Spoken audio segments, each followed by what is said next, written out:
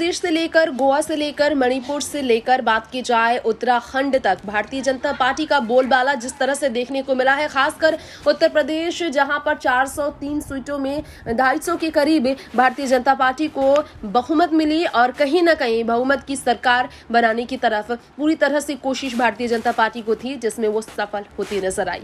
अब बड़ी जीत के साथ भारतीय जनता पार्टी उत्तर प्रदेश में एक बार फिर से 5 साल तक राज करने वाली, इसमें कोई शक नहीं कि समाजवादी पार्टी को सबसे बड़ा झटका लगा है, क्योंकि इतनी कोशिशों के बावजूद समाजवादी पार्टी कांटे की टक्कर भारतीय जनता पार्टी को नहीं दे पाई। यहाँ पर इस वक्त जीत का जश्न मनाते हुए प्रधानमंत्री नरेंद्र मोदी जनता के बीच नजर आए, जनता का शुक्रिया करते हुए, और जश्न में भारतीय जनता पार्टी की इस जीत से जनता का आभार व्यक्त करते हुए उन्होंने चारों राज्यों में इस जीत पर अपनी तरफ से जो बात की है। नई दिल्ली स्थित बीजेपी मुख्यालय में पार्टी के कार्यकर्ताओं को संबोधित करते हुए उन्होंने कहा, लोगों के आशीर्वाद ने मुझे यूपी वाला बना दिया। चुनाव में मिली जीत पर प्रधानमंत्री नरेंद्र मोदी का ये स्टेटमेंट इस वक्त प्रियंका गांधी को पूरी तरह से चौंका गया है। और इस बारे में हम बात इसलिए कर रहे हैं क्योंकि जिस तरह से यूपी में पूरी तरह से खाता खोलने के बावजूद हर एक राज्य में कांग्रेस का बोलबाला नहीं चल पाया, जिस तरह से बसपा और कांग्रेस की हालत देखने को मिली, जिस तरह से समाजवादी पार्टी को भी टक्कर नहीं दे पाई है कांग्रेस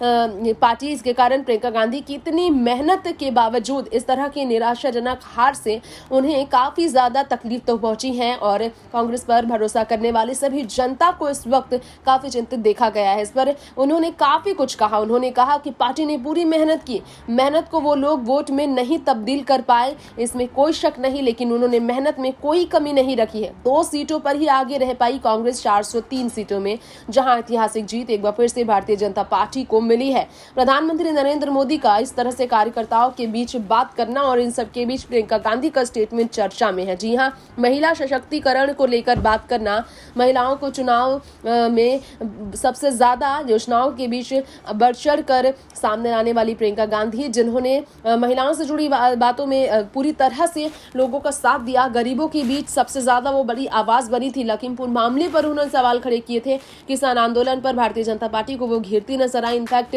चुनाव के बीच हिजाब मामले पर भी प्रियंका गांधी महिलाओं के साथ खड़ी नजर आई थी, जिसकी काफी प्रशंसा जोरों शोरों से उनकी की जा रही थी। लेकिन आखिर में भारतीय जनता पार्टी पर जो भरोसा 5 साल से बना था जनता का, उस भरोसे के बीच प्रियंका गांधी अपनी जगह नहीं बना पाई, जिसके कारण सिर्फ 2 सीटों पर टिकी रह गई कांग्रेस।